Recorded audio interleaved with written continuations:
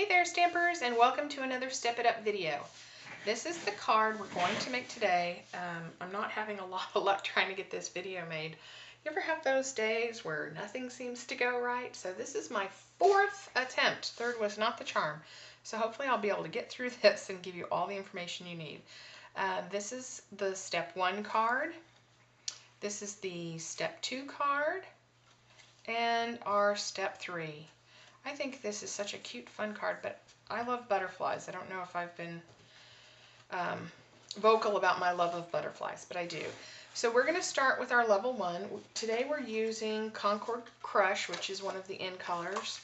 The base is an 8.5 by 5.5 piece of cardstock, scored and folded at 4 1/4 to make the base. I will add all of the colors and measurements of all the cardstock in text on the video.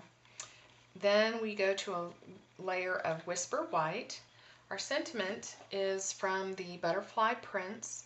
I inked the love portion here in Concord Crush and then just black for the rest.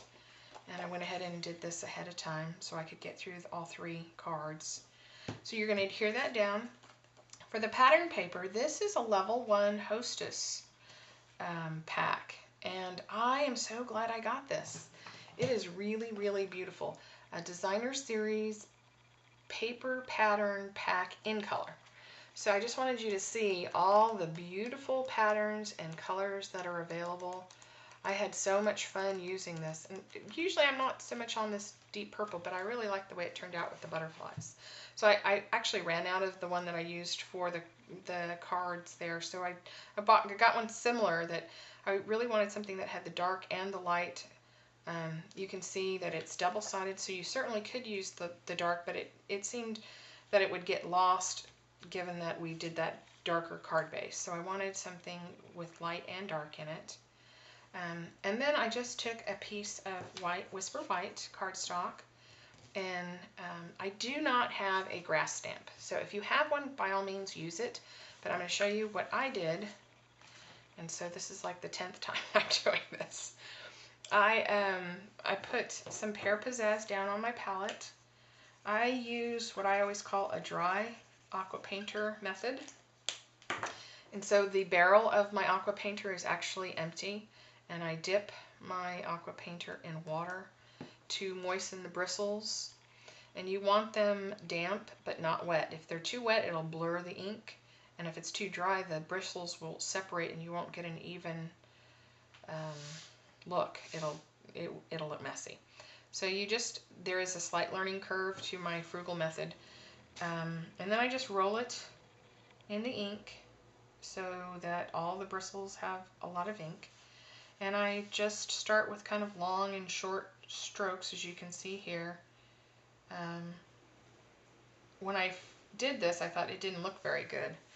So I did these few long bits, and then I came back in with starting off the paper and working my way across, sort of mimicking the way grass in nature looks.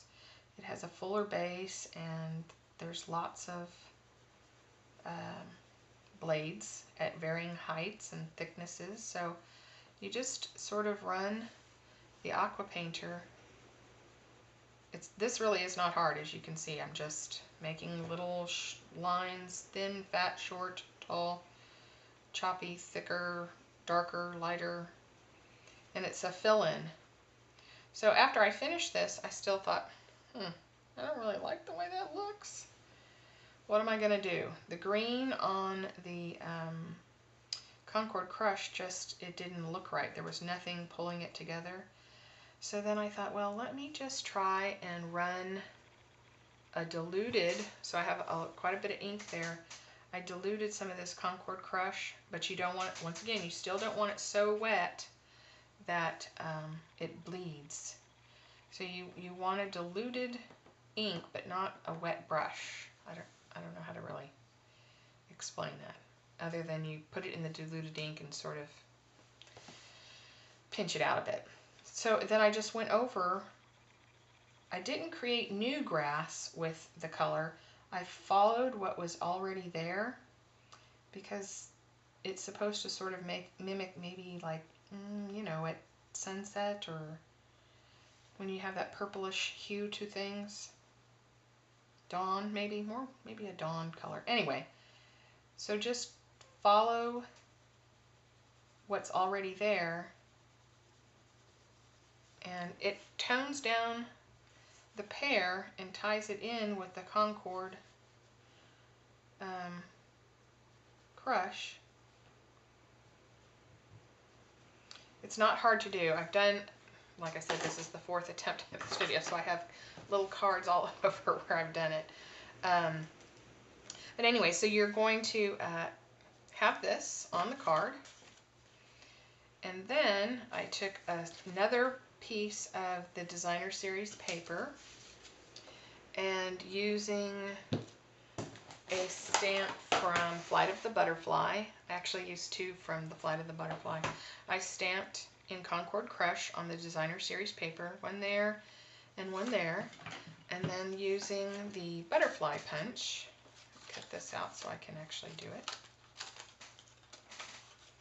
You're just going to, the way I line it up is this point goes right where the antennas come together. And that's how, I'm sure everyone has their own way of doing it, but I found that works for me. So you punch out your butterflies very easily and quickly. Ta-da! And then you're going to ink up this little butterfly. I'll just use a marker because I have it out. Ink him up. And he's going to go, or she, or whatever genderless thing here, just in the corner as a filler. And then you can use glue dot. I like glue dots, and I don't bend it. I actually bend a little fold on either side of the body. And you can actually come back in and clean the stamp, and then just with your marker just ink the body, and you can position it where you want, and then you'll get a body to lay over this and antennas. But that was a little more work than I wanted to do, so I actually just put the butterfly down, and then using the fine tip from the marker, I created the little antennas, and it sort of looks, you know, more like in nature. But you can do either way, and it works. So that is the level 1 card. The level 2 card, all I did, truly, the only thing I did was add a mat and add the brads. That's the only difference. So here's a piece of black cardstock, and we're just going to mat what we've already done.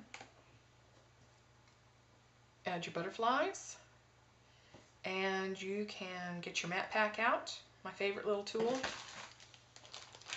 the mat pack, to line it up using the paper piercing tool to make your 3 little holes over here, and then add 3 little black brads. And that's your level 2 card.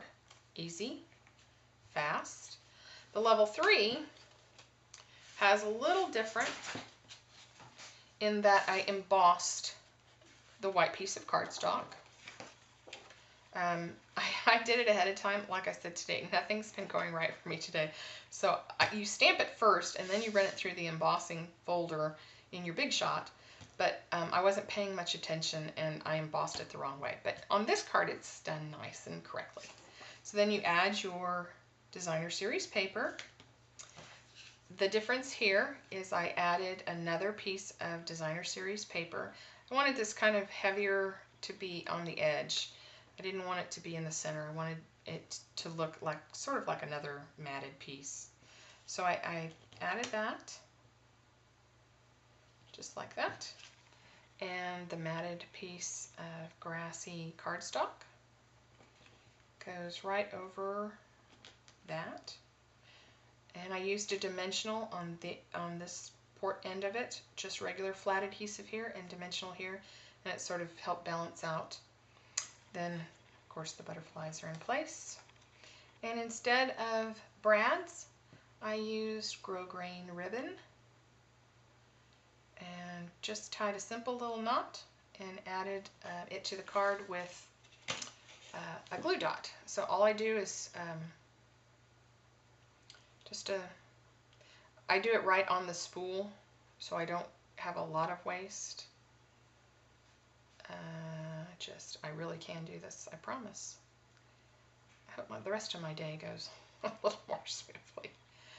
So that's all you do, just one tie, and that looks like it's the prettier end, and snip it off so you don't have a lot of waste, and trim that end, and there you go. See? Really easy and pretty. So those are our 3 cards. Let me pull them out for you again. We have step 1, step 2, and step 3. I guess I didn't show you this, but I think it's really cute that the other side of the butterfly is pattern paper too. So when it's popped up, it looks pretty.